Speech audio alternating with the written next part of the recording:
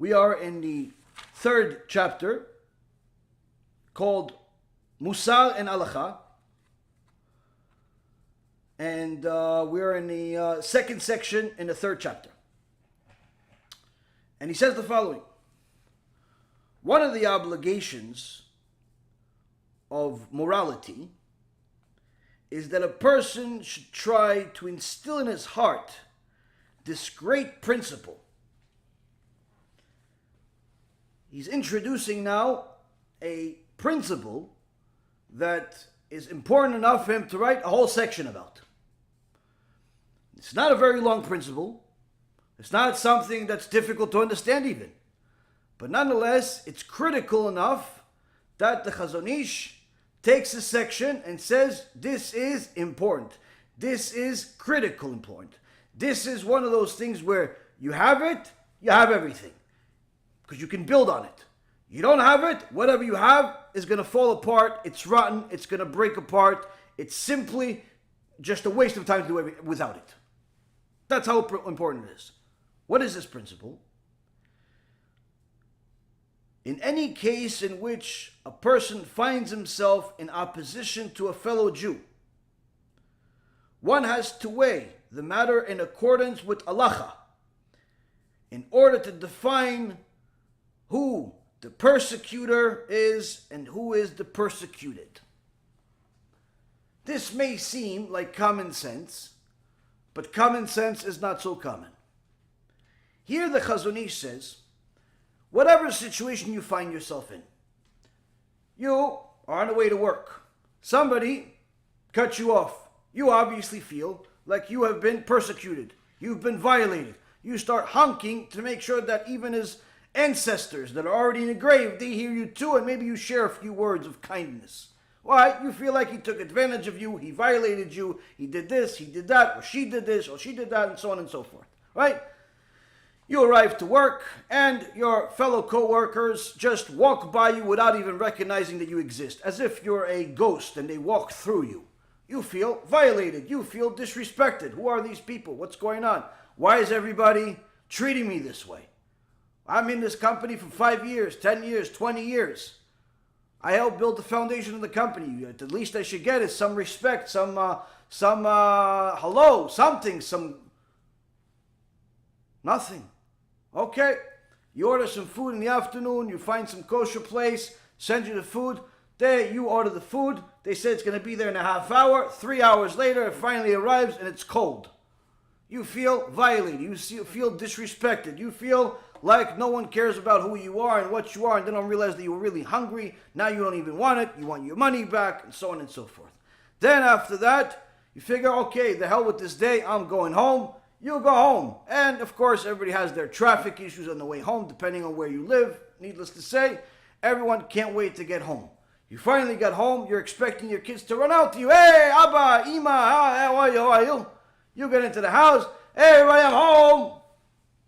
Silence. Nothing. Oh, maybe nobody's home. But then as you walk through, you see one kid's with video games. Another one is playing basketball in the backyard. Another one is, doing his homework. And your wife is on the phone with her friend. Hey, I'm home. And all you get is well, yeah, we know you're here. We're here too. You feel, where did I even come to this place? They're not even looking forward to seeing me. What's going on? Which, by the way, that's horrible. I'm giving you a horrible scenario. But nonetheless, this is common in most people's lives. This is common. Also means that the house doesn't have much Torah, because a house that has Torah doesn't act like this. Point being is, you feel like, what's going on here? Why is Hashem picking on me? Why is everything going wrong? Then you go look at your stock account. You see your stock account, market went up, your stock account went down. You lost 20, 30, 50, $100,000 for the day. 10% of your value of your portfolio, 20% of the value of your portfolio. You have no idea what just happened. You call your brokers, hey, what's going on? What'd you do? Nothing. Listen, one of the companies we had a big investment in, they reported earnings that were really, really good, but the market didn't like it anyway. Anyway, nothing makes any sense. Your account down 10, 20%. You start looking up at Shemayim, Kadosh Baruch Hu, what do you want? What's going on? Why are you picking on me? And this is a reality. This is a reality of, all of a sudden, all types of things happen in your life and you feel like you're being persecuted. Persecuted by the people, persecuted by Hashem. Chazon Ish says, one of the most important principles that a person should instill into their heart is the ability to decipher who is the persecuted and who is the persecutor in accordance to Halacha. Why in accordance to Halacha? Why can't it just be the way I feel? I grew up, I know a few things, I grew up with certain type of masoret, a certain type of a heritage, culture, customs, life lessons, street knowledge, experience, whatever other word I can come up with. For now, it's about 5. It's all I come up with so far. The point is, I came up with some stuff. Why can't that just be enough? Like, sometimes people tell you, listen, I don't know as much Torah as you, Rabbi, but I know how I feel. I know how I feel, and I know what's right. And that's what they tell you. They honestly think that that's enough. That's actually going to cut it in Shemayim. They feel like, I don't know what it says in the Torah, but I know what's right. I know what's right, and that's what's right, because I know what's right. And people actually believe this type of mumbo-jumbo mentality and think this actually will cut any, like Hashem actually cares about that at all, in any shape, way, or form, when the Torah says the opposite. You see, Rabotai, the Chazon Ish specifically said, number 1, this is important. Number 1. Number 2, it's really important. Number 3, you need this. Number 4, once you realize what this is, realize it's not just determining who's the persecuted, who's the persecutor, which are things that everybody thinks they can do pretty good. Know that it's only valuable if you can assess those things based on Halacha, based on the laws of the Torah. Without it, what you have is useless. So are you telling me that my feelings are useless? More or less. Why? We don't necessarily care so much about human feelings when they contradict what Hashem said. Now, if your feelings are in accordance with Hashem, Baruch haba, we love your feelings. You are truly showing signs that He's your Father. You feel like Him. But if your feelings contradict what Hashem said, sorry, your feelings don't matter. Chazon Ish says that a person has to know how to decipher.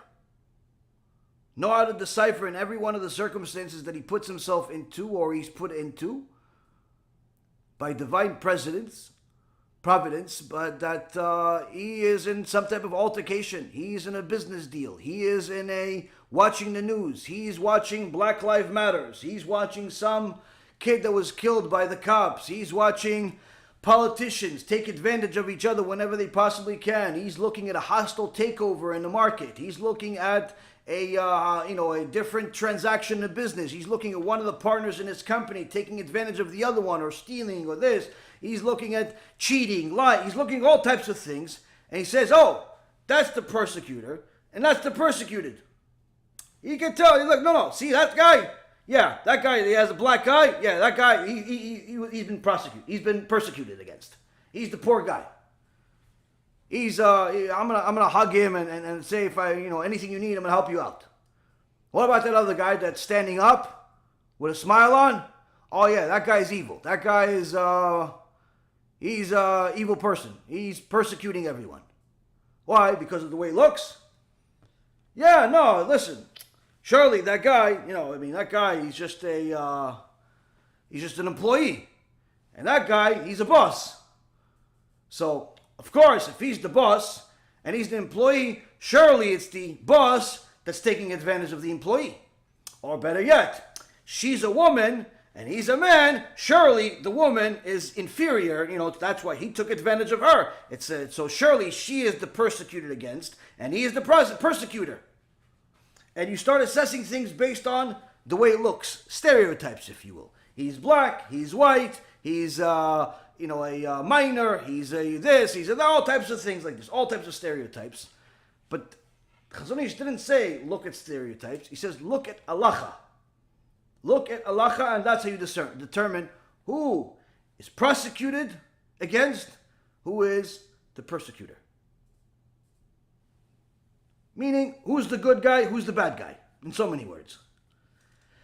The study of perfecting one's character traits, meaning musar, instills in one love and pity for the persecuted,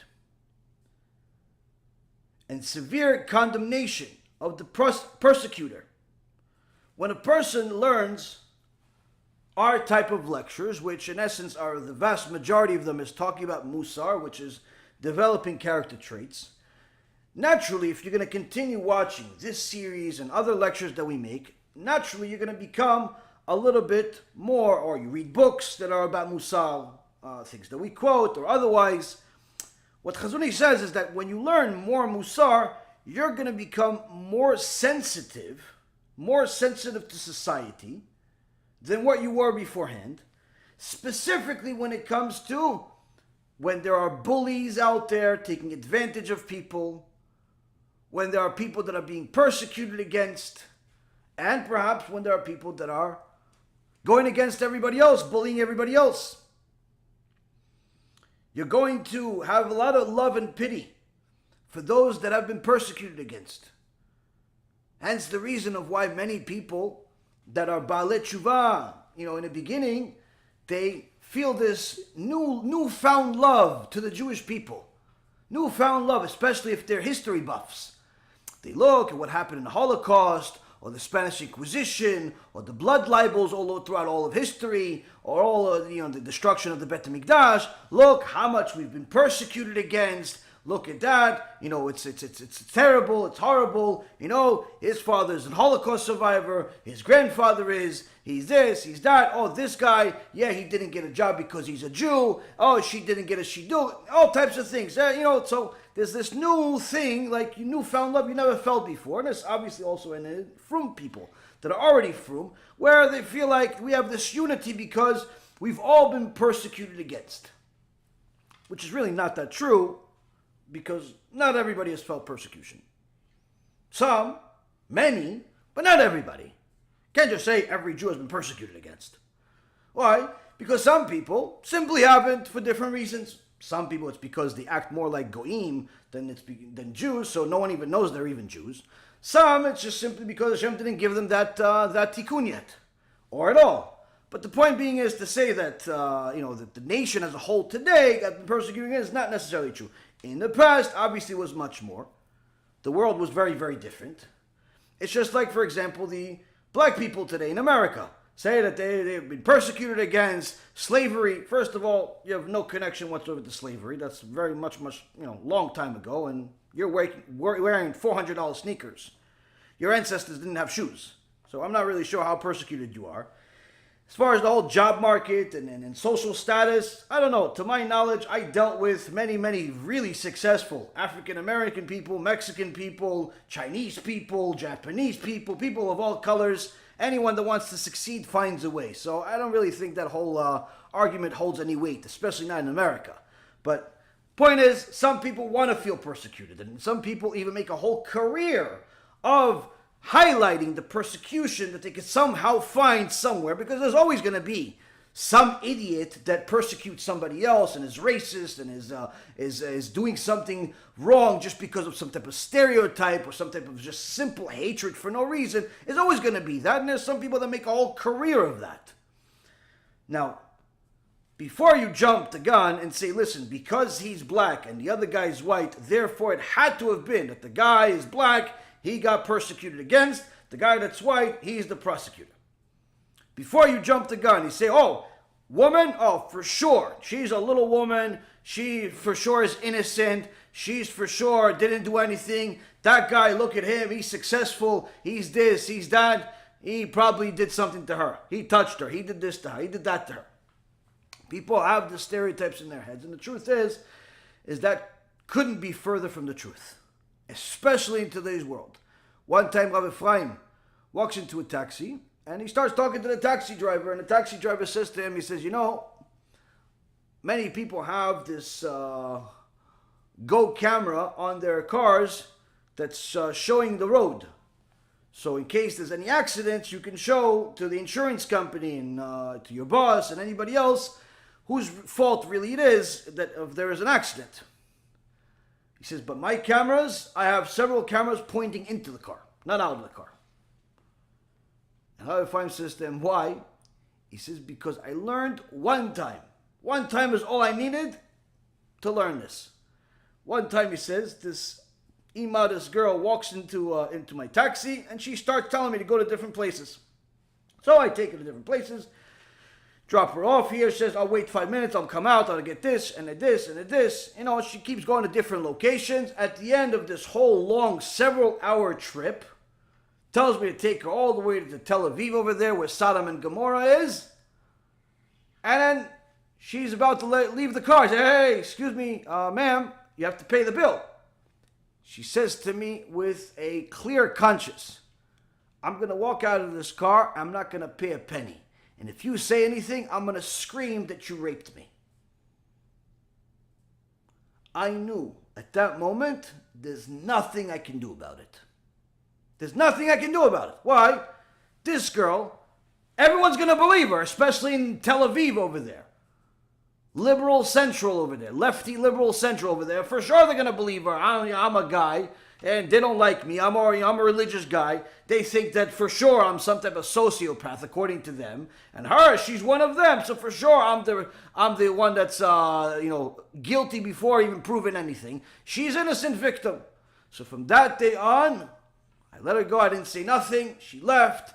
She stole the money. But from that day on, I said that's never going to happen to me again. At least to my control, I'm going to do some type of protection. How? Every time somebody walks in, camera turns on, and that's it. They know they're being recorded. I have a sign over there telling them you're being recorded, so nobody tries to play that game again.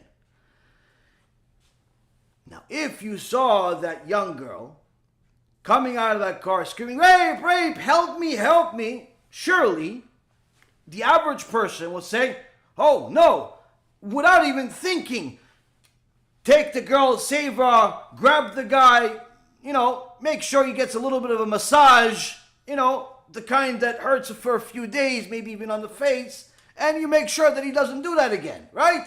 Because why? That's the way it looks. Little do you know, she's the evil monster.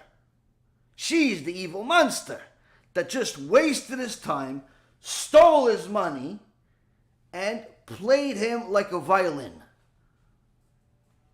putting him in a situation where he literally cannot even defend himself, can't do nothing about it. Nothing. So here, we see that the looks, at the very least, are very deceiving. Many times.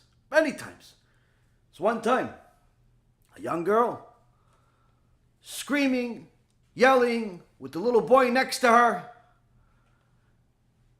and you see that next to her is another guy, looks pretty respectable, everything. Automatically, you think, oh, poor girl, this guy's taking advantage of her. What's going on here? People tune in. It's New York. Everybody needs to know everybody's business. There's only 20 million people in the city, so you got to make sure you need to know everybody's business. And before you know it, somebody decides to be a superhero. Say, hey, and he jumps in the middle of the argument. Hey, guy, you go your way. I'm gonna help her. He thinks he's a superhero. He's gonna defend her. He's gonna defend her with the little kid. Why? Because it looks like she's like a little woman, and she's got a little kid next to her, and she's crying and yelling, and the other guy is nonchalant about it. So it looks like he's like an evil monster. He's like, has like ice in his veins instead of blood.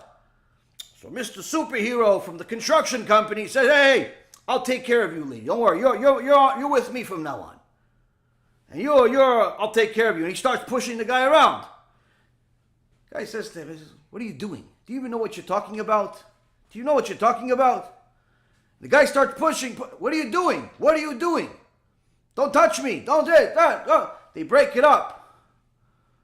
So the guy feels like a superhero. Oh, you're with me, you're with me. He takes her out. Come on, let's have some lunch. Takes him to eat. The girl's happy now. The little kid's happy. Yeah, happy, happy, happy. Before you know it, they act like a married couple. And before you know it, everything is good. Kumbaya. They're living in his house. And you know what? It doesn't even cross his head to ask, why did you even fight with this guy? Why did you fight with this guy? A little while passed. He feels like a superhero. He's buying her whatever she wants. He's doing whatever she wants. He feels like a superhero. He feels like he saved her from the monster. Only to find out after he finally asked the question, hey, by the way, that guy ever bother you again? And she says to him, who, my husband? Husband? What do you mean husband? You mean the guy that, yeah, your husband? I thought you weren't married. No, he's my husband. So what are you doing with me? What do you mean he's with? What do you mean husband? Yeah, no, he got mad at me, so he doesn't want to talk to me. What do you mean? He knows you're here? Yeah, he knows I'm here. He doesn't care. Why doesn't your husband care that you're here with his son? Oh no, that's the problem. That's why he doesn't care, because he found out that this little kid is not his son. It's his brother's son. All of a sudden, world collapsed. You thought you were a hero? You realize just now, you just helped Iran build an atomic bomb. You just simply realized that you just helped the enemy. You helped the bad guy, not the good guy. But looks can be deceiving. This happens all the time, Rabotai. This is why the Chazon Ish says this is a very, very great principle. It's a very important principle. The only way that you're able to determine right and wrong, who is the persecuted, who is the prosecutor, is if it's in accordance with halacha. That's the only way. Everything else will lead you astray at one point or another. Even if you make a bunch of right decisions in a row, it's only a matter of time before you're going to make a really, really bad decision. So here he says, the study of perfecting one's character traits, which is musar, instills in one love and pity for the persecuted and severe condemnation of the persecutor. How terrible is it then, the danger of misidentifying the persecutor as the persecuted and vice versa. He says, you already spent all this time learning musar, developing yourself, trying to become a better person. All of a sudden you feel like you care about the world. You used to wear t-shirts like, life is this, and all types of t-shirts that show your personality of how you care less about the whole world. Now all of a sudden you become, Mr. Chassid. You want to help everybody. You love everybody. Because you develop yourself. You learn Chassidut, you learn Musar, you learn all these different things to perfect yourself. But here the Chazon Ish says, after you've spent all this time working on yourself, how terrible is it going to be? How terrible, how painful is it going to be when all of that Musar that you've learned led you astray because you've misidentified. Instead of helping the persecuted, that poor guy that his wife cheated on him, all the other examples, all of the other victims, the taxi driver, instead of helping him, you beat him up. How terrible is it going to be when you find out that that's what actually happened? And not only that that's what happened, but it happened due to your musar. Not even it just happened. No, you learned and therefore you made a mistake. Because you were sensitive, that's what you made a mistake. So, how can we fix this? He says the only way to know the truth is to study the books of the halachic authorities. Those books of rulings that we have received from the great rabbis of the past. In so many words, musar without halacha equals evil. Musar without halacha equals evil. Chassidut without halacha equals evil, bad, terrible, horrible, any other adjective you want to come up with. No good. Why? Because you're going to develop certain tools. They're going to make you certain sensitivity to the world around you, but you're going to use that sensitivity, that passion, that love for the enemy, for the wrong thing. So you see a guy, he's very generous, he wants to help. Yeah, listen, I just got a deal, we just signed it, I'm making $1 million, I want to make a big donation, I'm going to give chomesh, I'm going to give $200,000 in tzedakah. Great, wow, chazaku baruch. So what'd you do with it? What'd you do with it? Which bet knesset did you no bet knesset. All right, great. So even better. Which yeshiva did you donate the $200,000 to? Which one? In Porat Yosef, do you have this? Which one? No yeshiva. Well, $200,000 is a lot of money, so maybe a few yeshivas? Kollels maybe? No, not a kollel either, he says. Okay, so it's not a bet knesset. It's not a kollel. It's not a yeshiva.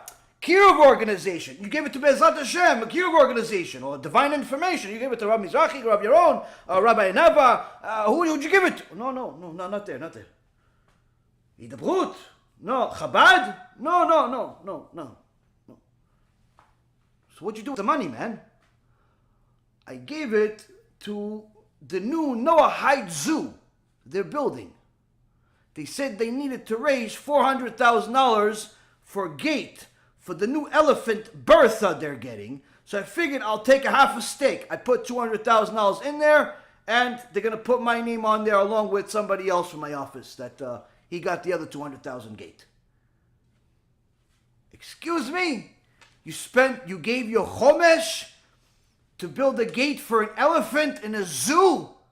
It's a Noahide zoo, man. Come on, oh. He developed kindness. He developed generosity. He even learned that you should give tzedakah. Not only tzedakah, give chomesh, 20%. But he never learned Ilchot Talmud Torah. He never learned the Rambam. He never learned the Shulchan Aruch. He never learned anything that is going to show him how to use that newfound love that he has for Hashem, for the Torah, how to utilize it. And therefore he donated to the wrong place. And this happens countless times. You see, Rabotai Karim, a person that learns Musar without learning Halacha is bound to do bad things, horrible things, much worse than the example I just gave. You have people that feel like they want to help society by becoming judges.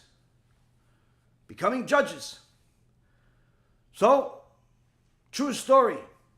A judge comes in, sees there's a case in front of her. What's going on with this case? Oh, this Arab blew up, and now the Israeli government wants to destroy his mother's house. Because that's the rule. You have a son that's a terrorist. In order to stop encouraging everybody else to do the same thing, they said, "Well, destroy the house." No, Israeli judge says, "No. That's too vicious. We're not going to allow them to destroy the mother's house." Why? But that's the rule. The rule is, if this house produces terrorists that kills Jewish people, you should destroy the house. No, that's too vicious. It's not her fault. It's not kind enough. It's not, love for people. And then you see videos of the mother of this terrorist. After he blew himself up, she's celebrating in the middle of the street, throwing candy and celebrating as if it's like lehavdil, it's a bar mitzvah, a siyum shas. Why? My son is a shaheed. She says. He killed himself. He's a martyr. He killed Jews. She's celebrating. She's throwing candy in the streets. This terrorist. But the Israeli judge says, no, it's not her fault. He wants to be merciful. She wants to be merciful to this terrorist mother. And this happens. Israeli government is doing it every single day now. The IDF soldiers are not allowed to shoot the terrorists. They're not allowed to shoot them. And if they shoot them, they have to shoot them in the legs. and only if that's the last condition. So while the terrorists are throwing rocks straight at their faces and sometimes doing other things, the Israeli soldiers are not allowed to respond. Countless videos are on the internet showing busha v'cherpa, complete embarrassment to the Israeli soldiers, literally running away from a bunch of losers, throwing rocks at them. Why? Because they're not allowed to defend themselves. Literally, a guy with a rock, a little 15-year-old kid with a rock is more powerful than an Israeli soldier. Not because of the soldier, because of this stupid government that feels like we need to be merciful to the terrorists. We need to be merciful to the terrorists. You see, Rabotai, without Musar and Halacha being combined, you'll end up turning into an evil person because you'll continuously make big mistakes by choosing the wrong side, such as the poor Palestinian or the poor animal or the this or that, because you have no concept of how to make the decisions based on actual laws that are divine, laws that are non-emotional. You're going to do it based on emotions.